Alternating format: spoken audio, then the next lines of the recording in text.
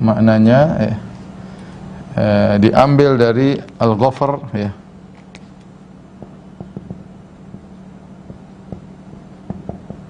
Dari Al-Ghafar yang artinya adalah as-sitar. As-sitar. Contohnya misalnya contoh, ya, disebut Al-Ghafirah, itu as-sahab, itu awan, ya, awan yang menutup. Contoh juga disebut al-jam'u al-ghafir, yaitu kumpulan yang banyak, ya, yang banyak, yang satu menutup yang lainnya, yang satu menutupi yang lainnya. Saking banyaknya manusia, ya. Di antaranya kata Ibnu Qayyim rahimahullah, di antaranya al-mighfar. Al-mighfar yaitu helm, ya, atau tutup kepala. Kepala yang digunakan oleh prajurit.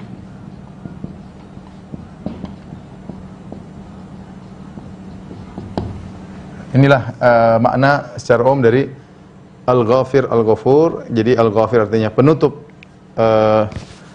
penutup dosa-dosa, sama Al-Ghafur, Al-Ghaffar. Tetapi Ibnu Qayyim rahimahullah menjelaskan, ya, Al-Ghafar, ya, atau contohnya Al-Mighfar, ya, Al-Mighfar, helm ini dia memiliki dua fungsi. Yang pertama artinya menutupi, yang kedua melindungi. Oleh karenanya kata Ibnu Qayyim rahimahullah taala, tidak semua penutup kepala disebut mikfar. Contohnya sorban tidak disebut dengan mikfar, qalansuah, songkok tidak disebut dengan mikfar. Kenapa? Karena sorban dan qalansuah hanya sekedar menutupi, namun tidak melindungi. Kalau ada batu yang kena atau kayu yang kena, maka kepala akan terluka, tapi dia menutupi. Hanya disebut mikfar ketika memiliki dua fungsi, menutupi dan melindungi, ya. Misalnya kalau prajurit dia pakai penutup kepala, maka jika terkena pedang maka kepalanya terlindungi, ya. Maka dari sini para ulama seperti Ibnu Qayyim rahimahullah memaknakan apa makna istighfar, yaitu memohon agar dosa-dosa ditutupi dan agar dilindungi dari dampak dosa-dosa tersebut. Karenanya istighfar, ya, istighfar, al-istighfar sama dengan thalabul maghfirah, ya. Thalabul maghfirah, istighfar sama dengan memohon ampunan, yaitu mohon apa? Mohon dosa-dosa memohon dosa-dosa ditutupi di dunia dan akhirat.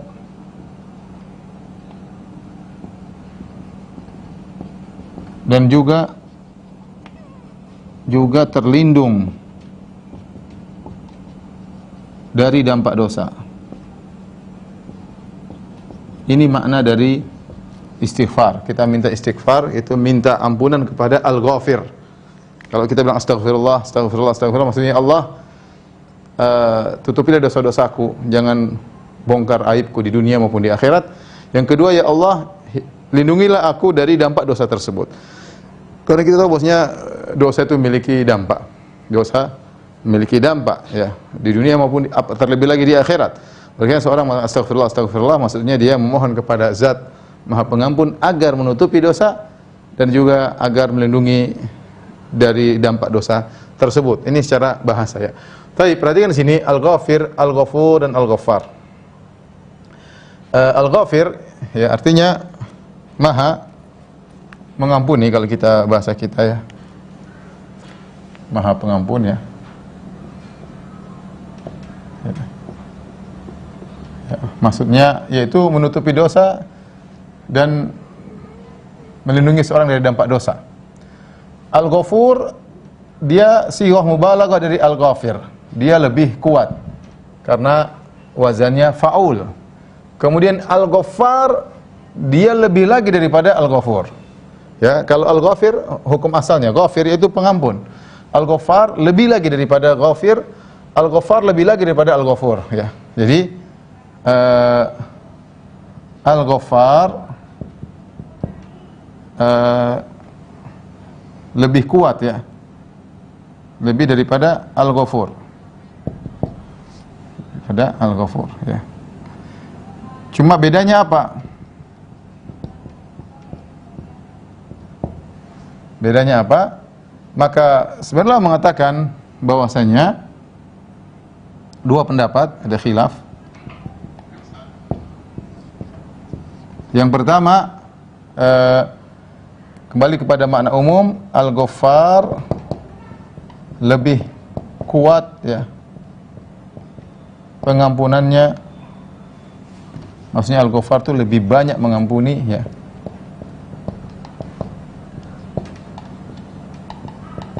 Mengampuni, ya, dari pada sekedar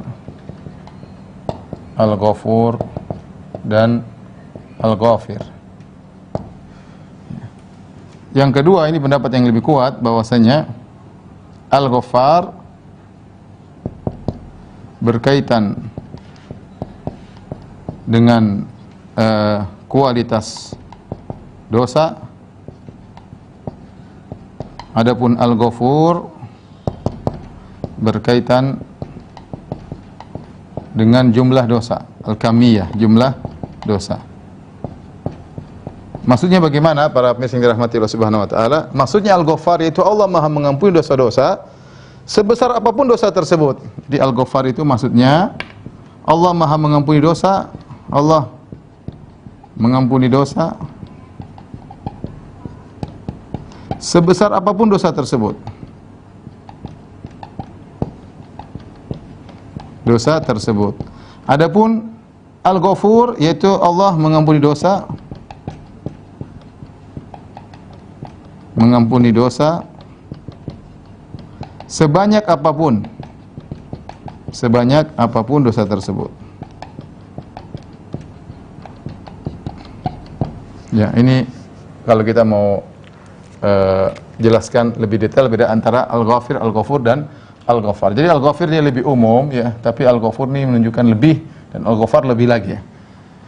Taib ini berkaitan dengan Al-Ghafur atau Al-Ghafir atau Al-Ghaffar. Adapun Al-Afu, ya.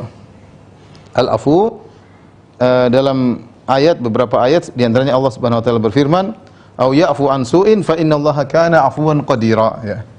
Di antaranya firman Allah Subhanahu wa taala, "Fa innallaha kana 'afuwan qadira." Contoh lagi firman Allah Subhanahu wa taala, ya. Ya.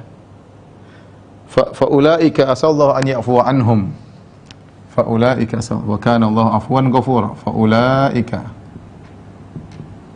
asallahu an ya'fuwa anhum, ya.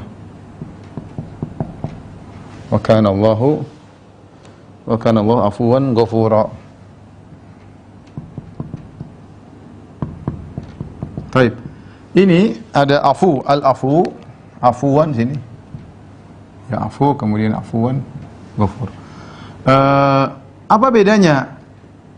Kalau kita mengartikan yang maha memaafkan sama. Ini maha memaafkan. Itu maha pengampun, ini maha memaafkan. Maha memaafkan. Maha memaafkan. Apa bedanya al-afu dengan al-ghafur? Ya, bedanya apa?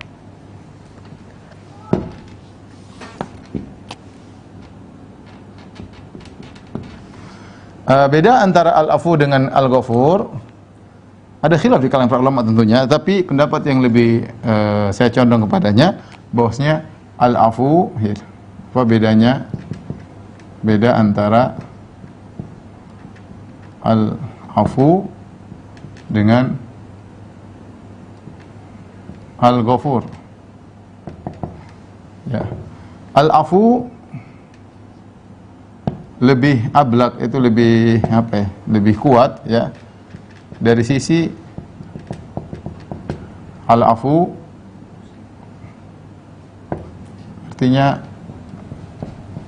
menghapus, ya, menghapus catatan dosa.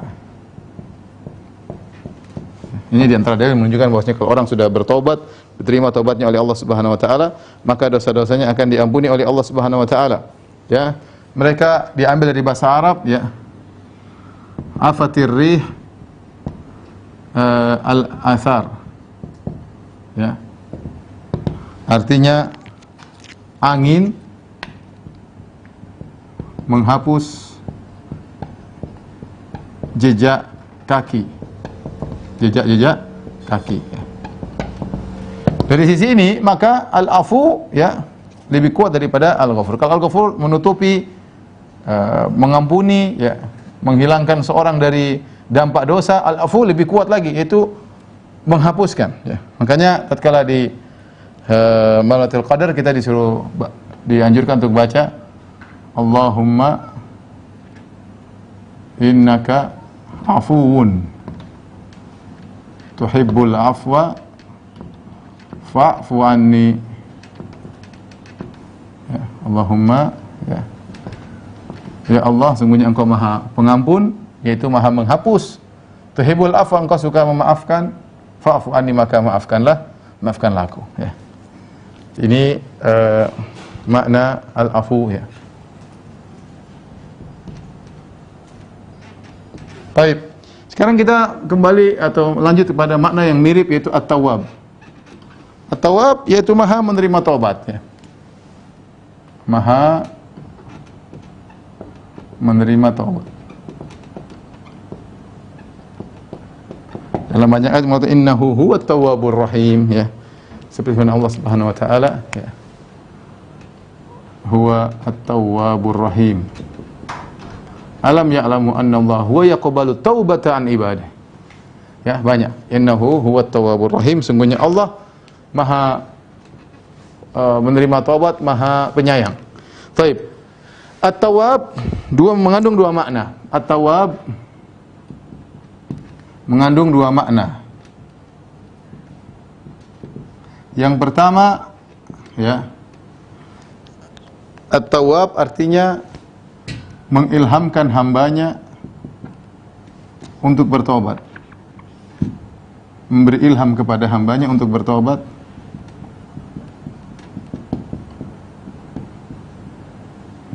kepada hambanya untuk bertobat. Yang kedua, Maha menerima taubat dari hambanya.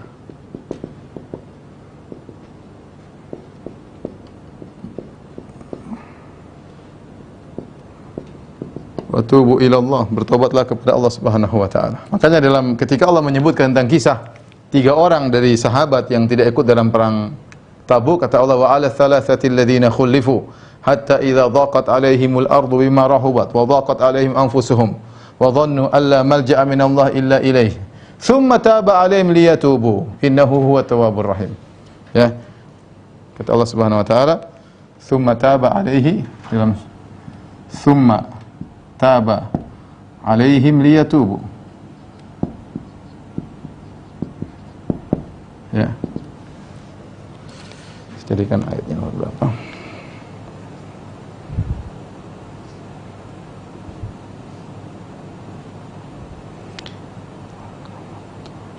Ayat 118. Surat Taubah ayat 118.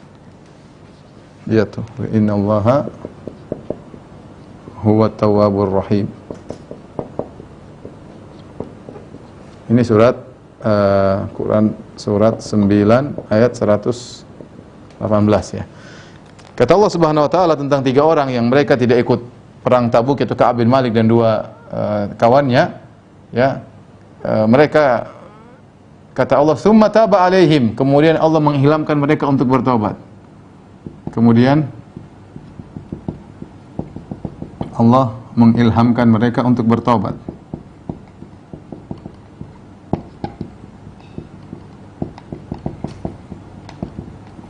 Makanya setelah itu Allah mengatakan liyatubu, agar mereka bertobat. Agar mereka bertobat. Ya. Innallaha tawwabur rahim, sungguhnya Allah Maha menerima tobat. Maha menerima tobat. Oleh karenanya di antara doa Nabi sallallahu alaihi wasallam, Nabi sering berzikir dengan doa ya, qala sallallahu alaihi wasallam, dengan doa Rabbi ghfirli wa tub alayya, ya. Rabbi ghfirli wa tub alayya innaka antat tawwabur rahim. Innaka anta tawwabur rahim. Apa maknanya Rabbi ghfirli wa tub alayya? Yaitu ya Allah, terimalah taubatku, atau ya Allah ilhamkanlah aku untuk bertobat. Ya, kita dianjurkan untuk berdoa dengan ini. Ya. Jadi kalau kita mengatakan Allahumma tub alayya, ya Allah tub alayya, tub alayya, ini bisa dua makna. Tub alayya, ya. Bisa maknanya ya Allah, kalau aku bertobat maka terimalah tobatku, atau ya Allah kalau aku belum bertobat, ya, wa tub alayya ini artinya bisa artinya ya Allah kalau aku belum bertobat maka ilhamkanlah aku untuk bertobat. Ya Allah, ya, kalau aku belum bertobat,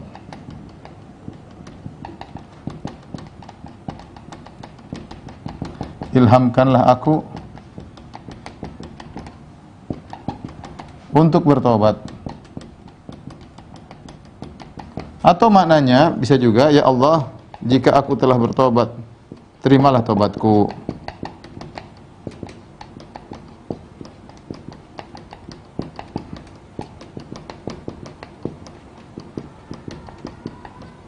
Maka terimalah tobatku, karena Allah Maha penerima taubat. Inilah para pemirsa yang dirahmati Allah Subhanahu wa taala, tiga nama yang mirip, Al-Ghafur, Al-Afu, sama At-Tawwab. Maknanya masing-masing ada makna spesifik, namun kata para ulama bahwasanya jika disebut salah satunya maka mencakup yang lainnya, ya. Tolong dihapus.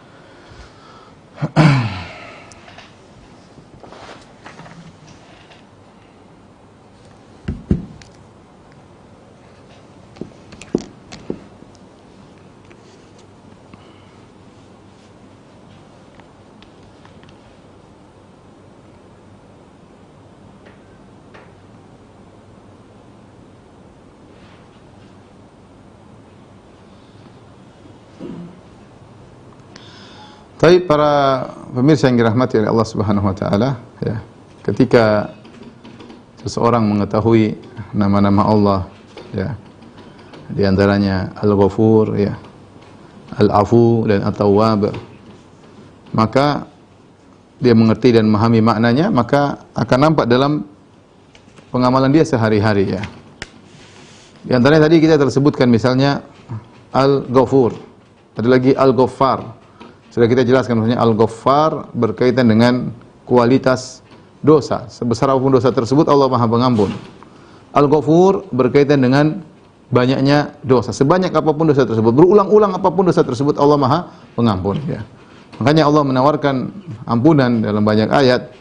Itu seperti firman Allah Subhanahu wa taala, "Qul ya ibadiyalladzina asrafu ala anfusihim la taqnatu mir rahmatillah." Wahai hamba-hambaku, ya, yang berlebih-lebihan dalam bermaksiat, dalam berbuat dosa, la taqnatu mir rahmatillah, janganlah kalian putus asa dari rahmat Allah. Innallaha yaghfiru dzunuba jami'an, sungguhnya Allah mengampuni seluruh dosa. Innahu wal ghafurur rahim, sungguhnya Allah Maha Pengampun lagi Maha Penyayang. Jadi dosa sebesar apapun akan Allah ampuni. Dan Allah menyebutkan contoh-contoh dalam Al-Qur'an bagaimana Allah bisa mengampuni orang yang memiliki dosa yang sangat besar. Contoh Fir'aun. Siapa dosanya lebih besar daripada Fir'aun? Fir'aun yang brengsek, yang kurang ajar, yang mengaku sebagai Tuhan. Tapi Allah mengirim Musa dan Harun kepada Fir'aun. Siapa tahu dia bertobat, ya. Qula lahu qawlan layyinan la'allahu yatadzakkaru aw yakhsha. Ucapkanlah kepada Fir'aun kata-kata yang lembut, siapa tahu dia sadar, ingat, siapa tahu dia takut kepada Allah Subhanahu wa taala, siapa tahu dia bertobat, ya.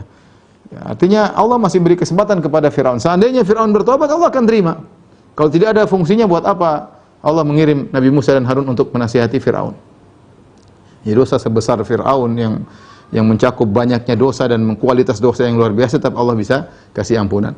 Contoh lagi seperti Allah sebutkan tentang para penyihir Firaun. Ya, para penyihir Firaun yang mereka puluhan tahun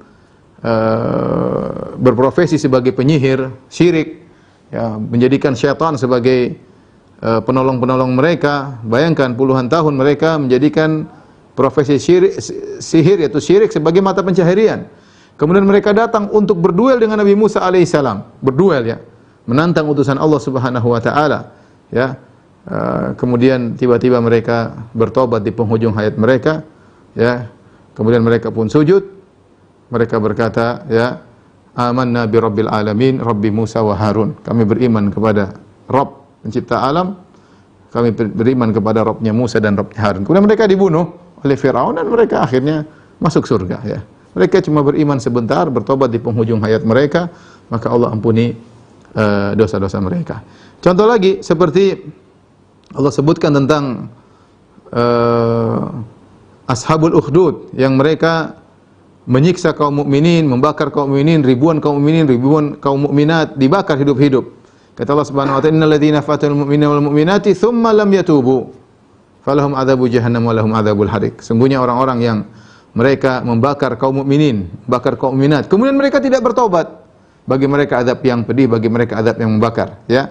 Sampai seorang salaf mengatakan, lihatlah unzuri ila karamillah, lihatlah kepada baiknya Allah Subhanahu wa taala. Qatala auliya Allah, ini orang-orang telah membunuhi wali-wali Allah, kaum mukminin dibakar hidup, kaum mukminat dibakar hidup, tapi Allah masih memberi kesempatan mereka untuk bertobat. Allah mengatakan tsumma lam yatubu, kemudian mereka bertobat. Artinya apa? Mafhum mukhalafahnya, kalau mereka bertobat, Allah terima tobat mereka, ya. Contoh lagi tentang kisah Nabi menjelaskan tentang kisah pembunuh 100 nyawa. Dia sudah bunuh 100 nyawa, ya. Dia penjahat, begitu lihat orang mudah sekali dia emosi, kemudian dia bunuh, ada yang sedikit-sedikit dia bunuh. Setelah dia bunuh 99 nyawa, tiba-tiba dia merasa ingin bertobat. Dia bertanya kepada seorang, apakah saya sudah bunuh 99 nyawa? Saya masih bisa terima tobatnya? Kata orang ahli ibadah ini tidak. Maka dia bunuh orang ahli ibadah tersebut, jadi digenap 100 nyawa. Tetapi masih ada hatinya ingin bertobat, dia masih husnudzon kepada Allah. Maka dia bertanya kepada orang alim berkata, kok masih bisa diterima tobatmu? Maka dia pun pergi menuju ke tempat orang-orang soleh, di tengah jalan meninggal dunia dan Allah menerima tobatnya, ya. Kemudian juga Nabi SAW mengabarkan bahwa orang mengulang-ulang dosa sebanyak apapun, kalau dia bertobat kepada Allah, Allah akan menerima tobatnya, ya. Dalam hadis, ya, Allah berkata, aznaba abdi dzamban, hambaku melakukan dosa. Kemudian dia berkata, Rabbi ufirli, ya Allah ampunilah aku.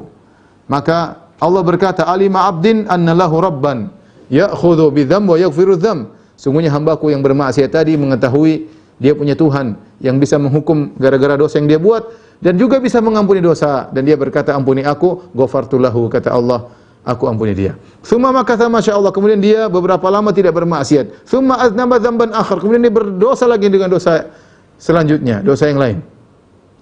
Maka dia berkata, Rabbi ghfirli, ya Allah ampunilah aku. Maka Allah berkata, alima abdi anna lahu rabban ya'khudhu bidzam wa yaghfiru dzam. Sungguhnya hambaku tahu dia punya Tuhan yang menghukum karena dosa dan bisa mengampuni dosa. Dan dia telah mohon ampun, ghafartu lahu, kata Allah, aku ampuni dia. Semua maka masyaallah, kemudian berapa lama dia tidak bermaksiat. Kemudian dia bermaksiat lagi. Dan dia berulang lagi mengatakan, Allah maghfirli, ya Allah ampunilah aku. Subhanallah, dia husnudzan kepada Allah, punya Tuhan yang maha pengampun dan maha memaafkan dosa-dosa. Maka Allah mengatakan, ghafartu lahu, aku ampuni dia, falyaf'al abdi ma syaa, silakan hambaku melakukan apa yang dia kehendaki. Artinya kata para ulama, selama hamba tersebut bermaksiat bertobat, Allah akan terus membuka pintu tobatnya. Pintu tobat akan terus terbuka, ya. Innallaha yaqbalu taubatal abdi ma lam yugharghir. Sungguhnya Allah menerima taubat seorang hamba selama nyawanya belum di kerongkongan.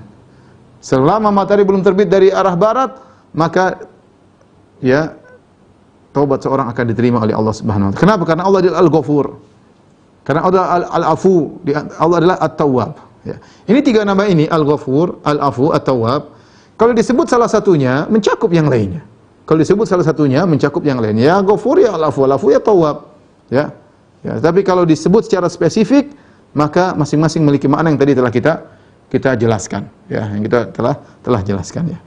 Artinya ini nama-nama berkaitan. Allah Al-Ghafur, dia juga Al-Afu, dia juga adalah At-Tawwab. Kemudian di antara faedah tatkala kita mempelajari nama-nama Allah, ya. Kita dianjurkan untuk, ya, memohon kepada Allah agar diilhamkan untuk bertobat, ya. Tadi kita di antara doa, Rabbighfirli wa tub alayya. Ya Rabbku, ampunilah aku, wa tub alayya. Wa tub alayya artinya apa? Wa tub alayya yaitu Allah ilhamkanlah aku untuk bertobat. Kalau aku belum bertobat, atau terimalah tobatku. Terimalah tobatku. Apa bedanya tobat dengan istighfar? Tobat dengan istighfar, bedanya istighfar adalah mohon ampunan. Mohon ampunan kepada Allah. Bisa jadi seorang masih terus melakukan maksiat, tetapi dia mohon ampunan. Dia belum bisa meninggalkan maksiat tersebut. Adapun tobat adalah derajat sempurna daripada istighfar. Tobat adalah derajat sempurna daripada istighfar. Kalau seorang istighfarnya sempurna, maka dia sampai pada derajat tobat. Tobat apa? Meninggalkan dosa tersebut. Ya, tobat meninggalkan dosa tersebut. Istighfar tidak melazimkan seorang meninggalkan dosa tersebut, tapi dia mohon ampunan. Istighfar itu doa. Ya Ghaffar, ighfirli. Astaghfirukallahumma. Ya Allah, aku mohon kepada Engkau ampunan. Ya, meskipun dia mungkin melakukan kemaksiatan, dia belum bisa meninggalkannya. Ada orang seperti itu, dia melakukan dosa-dosa dan dia belum bisa meninggalkannya. Oleh karenanya di antara zikir pagi petang, abu'u laka bi ni'matika alayya abu'u bi dzambi. Ya Allah, aku abu'u bi dzambi, yaitu ya Allah, aku mengakui nikmat yang Kau berikan kepadaku, abu'u bi dzambi, dan aku mengakui ada dosa yang aku pikul yang tidak bisa aku tinggalkan. Ada orang mereka terjebak dengan dosa tertentu, mereka tidak bisa tinggalkan, dan mereka akui dosa mereka tersebut setiap pagi dan petang. Mereka akui dosa tersebut, mereka tidak bisa tinggalkan. Mereka beristighfar. Di antara doa agar kita bisa meninggalkan itu semua, kita mengatakan Rabbighfirli wa tub alayya. Ya Allah, Engkau Maha Tawwab, ilhamkanlah kepadaku untuk bertobat. Aku sulit meninggalkan ini maksiat, ya Allah. Aku sulit meninggalkan dosa ini, ya Allah. Wa tub alayya, berilah taufik kepadaku, ilhamkanlah aku untuk aku bertobat.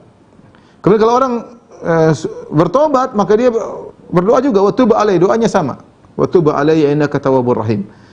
Terimalah taubatku. Kenapa? Karena Allah mengatakan, alam ya'lamu anna Allaha yaqbalu taubata an ibadi. Sungguhnya Allah, tidakkah mereka tahu bahwasanya Allah mengampuni, menerima taubat dari hamba-hambanya. Menerima taubat dari hamba-hambanya. Jadi ini bedanya antara istighfar dengan taubat. Istighfar bisa jadi seorang mohon ampunan sementara dia masih melakukan dosa tersebut. Taubat derajat yang tinggi, yaitu dia sudah meninggalkan dosa tersebut, menyesali perbuatan dosa tersebut dan bertekad untuk tidak mengulangi perbuatan dosa tersebut. Baik. Timbul pertanyaan berikutnya, ya. Apakah seorang, ya, kalau bertobat, tobatnya pasti diterima oleh Allah Subhanahu wa taala? Dalil-dalil menunjukkan bahwasanya Allah Maha menerima tobat dan Allah sangat mudah menerima tobat, sangat mudah. Ya, makanya dalam hadis yang masyhur dalam Sahih Muslim dan yang lainnya, Nabi sallallahu alaihi wasallam mengatakan, "Lallahu asyaddu farahan bi taubati 'abdi hina yatubu ilaihi min ahadikum kana bi rahalit ma'a rahilatihi bi ardin falatin fanfalatat minhu." Ya. Sungguhnya Allah Subhanahu wa taala lebih gembira dengan taubatnya seorang hamba kepada Allah daripada gembiranya salah seorang dari kalian sedang berada di tengah padang pasir dengan ontanya berserta makan dan minum bekal-bekalnya, tahu-tahu onta tersebut kabur darinya. Onta tersebut meninggalkan dia sendiri di tengah padang pasir, kemudian dan dia qad aisa min rahilatihi, kemudian dibawa bekalnya semua dibawa oleh onta tersebut, akhirnya dia putus asa. Fattaja'a tahta dhilli syajarah, kemudian dia pun bernaung di bawah sebuah pohon menunggu kematiannya, kehausan, kelaparan sebagaimana. Tiba-tiba tatkala sudah putus asa dan dia merasa akan meninggal dunia, idh huwa biha qa'imah, tiba-tiba ontanya datang. Ya, kemudian fa akhadha bi khitamiha, kemudian dia segera memegang tali kekang onta tersebut agar tidak ucul lari kedua kali. Saking gembiranya dia bersyukur kepada Allah, dia berkata, Allahumma anta abdi wa ana rabbuk. Ya Allah, sungguh engkau adalah hambaku dan aku Tuhanmu. Kata Nabi, akhta'a min syiddatil farah, dia salah ngomong gara-gara saking gembiranya. Ini kalau kita bisa gambarkan, inilah orang paling gembira di alam semesta, orang ini. Ya, di tengah padang pasir, kemudian sudah merasa akan meninggal dunia, menantikan kematiannya sedikit demi sedikit, tiba-tiba keselamatan datang. Saking gembiranya dia salah ngomong. Dia mengatakan, Allahumma anta abdi wa ana rabbuk. Ya, sungguhnya engkau adalah hambaku ya Allah dan aku Tuhanmu. Ini kalimat kufur, tapi dia salah ngomong. Nabi ketika itu ada dalam sebagian riwayat, ada sahabat yang bertanya, siapa yang lebih gembira daripada orang ini? Maka Nabi jelaskan, wallahu asyaddu faran, Allah lebih gembira dengan taubatnya seorang hamba. Berarti apa? Berarti Allah sangat mudah menerima taubat. Agar kita husnudzon kepada Rabbul Alamin. Allah sangat mudah menerima taubat. Ya, kalau berarti Allah sangat gembira kalau orang bertobat kepada Allah Subhanahu wa taala. Saya sering kasih gambaran sederhana. Bukankah Nabi berkata, "Allahu arhamu bi ibadihi min hadhihi bi waladiha." Allah lebih sayang kepada hamba-Nya daripada seorang ibu kepada anaknya. Kita orang tua, kalau anak kita nakal, kita mungkin hukum, mungkin kita jewer, mungkin kita usir dari kamar, atau mungkin kita tidak kasih uang jajan. Tapi kalau dia datang menangis, kita rindu dia datang untuk minta maaf. Kita rindu dia datang untuk minta maaf. Kalau dia datang minta maaf, dia menangis, kemudian dia mencium kening kita, kemudian dia memegang tangan kita, dia minta maaf sambil menguraikan air matanya, tentu kita akan maafkan, dan kita sangat gembira dengan kembalinya anak kita yang nakal tersebut kembali kepada kita. Dan kata Nabi, Allah lebih sayang kepada hamba-Nya daripada seorang ibu kepada anaknya. Oleh karenanya kita harus husnudzon. Kalau kita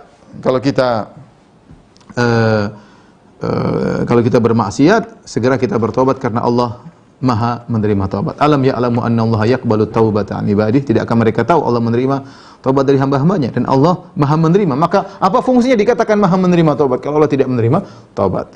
Namun timbul pertanyaan, apakah kita bisa pastikan taubat kita diterima? Ini dibahas oleh Ibnu Qayyim rahimahullah dalam kitabnya Madarijus Salikin. Dari sisi Allah, Allah Maha menerima. Dari sisi kita, apakah kita benar-benar bertobat? Itu jadi pertanyaan. Kapan kita benar-benar bertobat? Allah pasti terima.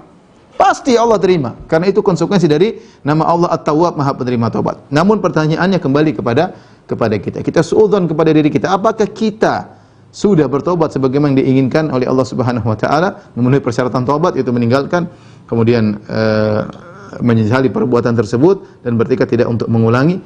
Kapan seorang memenuhi persyaratan taubat tersebut, maka Allah akan menerima taubatnya, ya, meskipun nanti dia ulangi lagi. Yang penting dia memenuhi persyaratan tersebut, meninggalkan, menyesali dan bertekad untuk tidak mengulangi. Kemudian di antara faedah yang kita bisa ambil dari apa yang kita sampaikan tentang sifat Al-Ghafur, Al-Afu, At-Tawwab, yaitu Allah menyukai orang-orang memiliki sifat seperti, merupakan asar dari sifat-sifat Allah. Sebagaimana Allah adalah Al-Afu, Allah suka menyukai orang yang memaafkan. Sebagaimana Allah Al-Ghafur, maka Allah suka sama orang yang mengampuni. Makanya Allah berkata kepada Abu Bakar radhiyallahu taala anhu, "Falyafu wal yasfahu, ala tuhibbuna ayaghfirallahu lakum." Hendaknya mereka, ya, memaafkan dan berlapang dada. Tidakkah mereka suka agar Allah mengampuni mereka? Barang siapa memaafkan, dia akan diampuni oleh Allah Subhanahu wa taala. Barang siapa mengampuni, dia akan diampuni oleh Allah. Barang siapa memaafkan, dia akan dimaafkan oleh Allah Subhanahu wa taala. Barang siapa yang safah, yaitu melupakan, Allah akan melupakan, yaitu Allah akan menghapus dosa-dosanya. Allah akan menghapus dosa-dosanya. Bahkan sebagian ulama mengatakan dia akan dibuat lupa dengan dosanya pada hari kiamat kelak. Sampai ada yang mengatakan demikian. Ya, karena Allah Asy-Syakur, Allah balas lebih baik daripada seorang hamba. Maka kalau ada orang, saya sering sampaikan, orang menzalimi kita, orang ngata-ngatain kita, orang menjatuhkan kita, sudah kita maafkan. Kesempatan bagi kita agar Allah mengampuni dosa-dosa kita. Dengan cara apa? Dengan cara memaafkan orang yang menzalimi kita, maafkan orang yang menjatuhkan kita, ya. Karena kita punya Tuhan yang Al-Ghafur, Al-Afu, dan At-Tawwab. Maka barang siapa yang maafkan orang lain, dia akan dimaafkan oleh Allah Subhanahu wa taala, ya. Makanya dalam hadis kata Nabi sallallahu alaihi wasallam, wa ma zadal abda bi afwin illa izzan. Tidaklah menambah seseorang memaafkan kecuali dia semakin menambah mulia di sisi Allah Subhanahu wa taala. Inilah para pemirsa yang dirahmati oleh Allah Subhanahu wa taala, tiga nama yang kita sampaikan pada kesempatan kali ini, dan kita banyak beristighfar, ya, banyak bertobat, ya, banyak mohon ampun kepada Allah Subhanahu wa taala, dan insyaallah kalau kita senantiasa beristighfar, bertobat, maka Allah akan mengampuni dosa-dosa kita, ya. Sering kita basahi lisan kita dengan istighfar. Kata Nabi sallallahu alaihi wasallam, "Tuba liman wajada fi sahifatihi istighfaran katsira." Sungguh beruntung orang yang mendapati dalam catatan amalnya banyak istighfar. Demikian Bang Fitung, kalau ada yang mau bertanya saya persilahkan. Wallahu taala alam bisawab.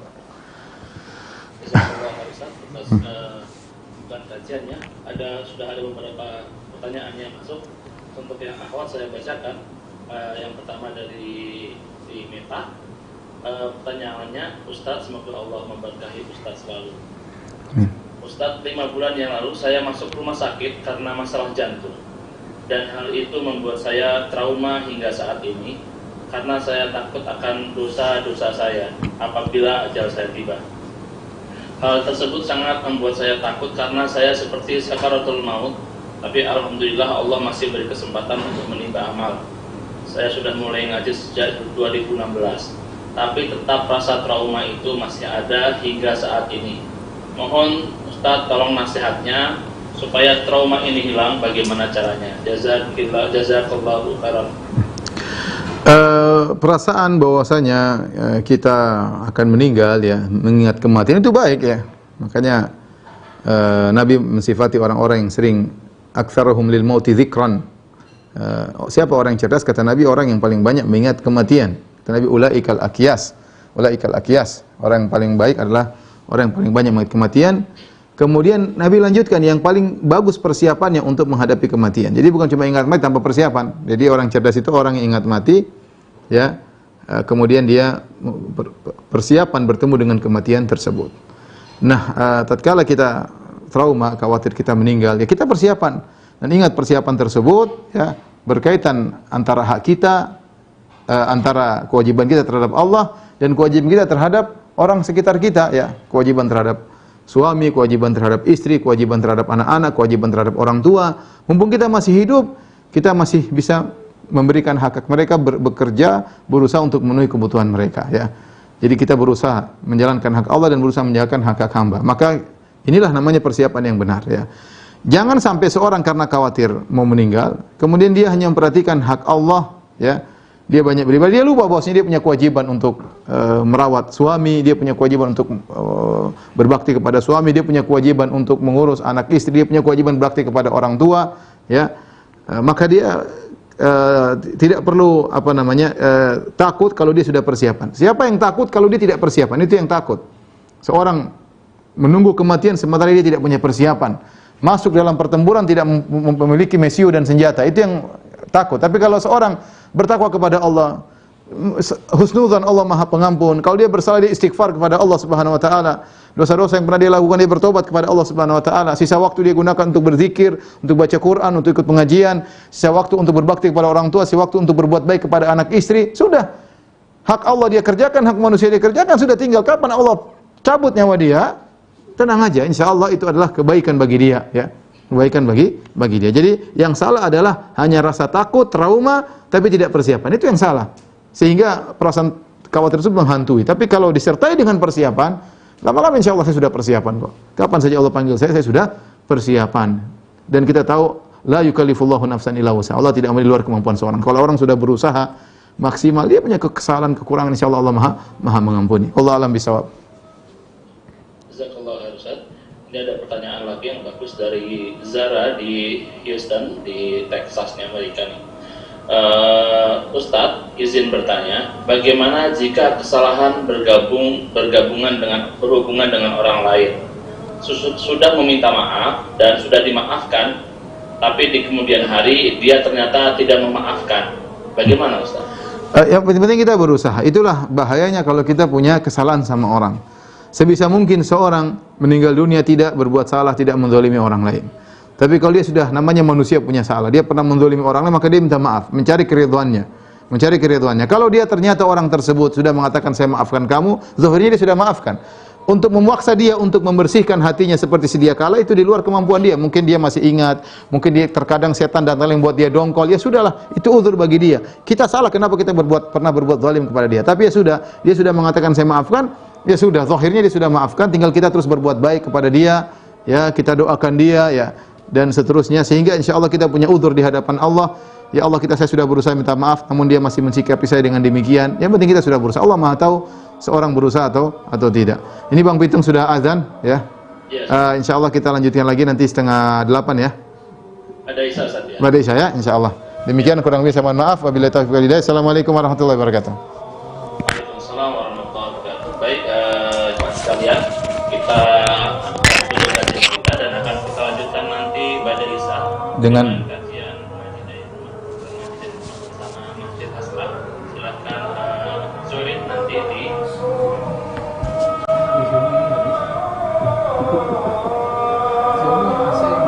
bisa semua dari kita. sedikit enggak. Ada 754 Apa ya? 551 754 YouTube.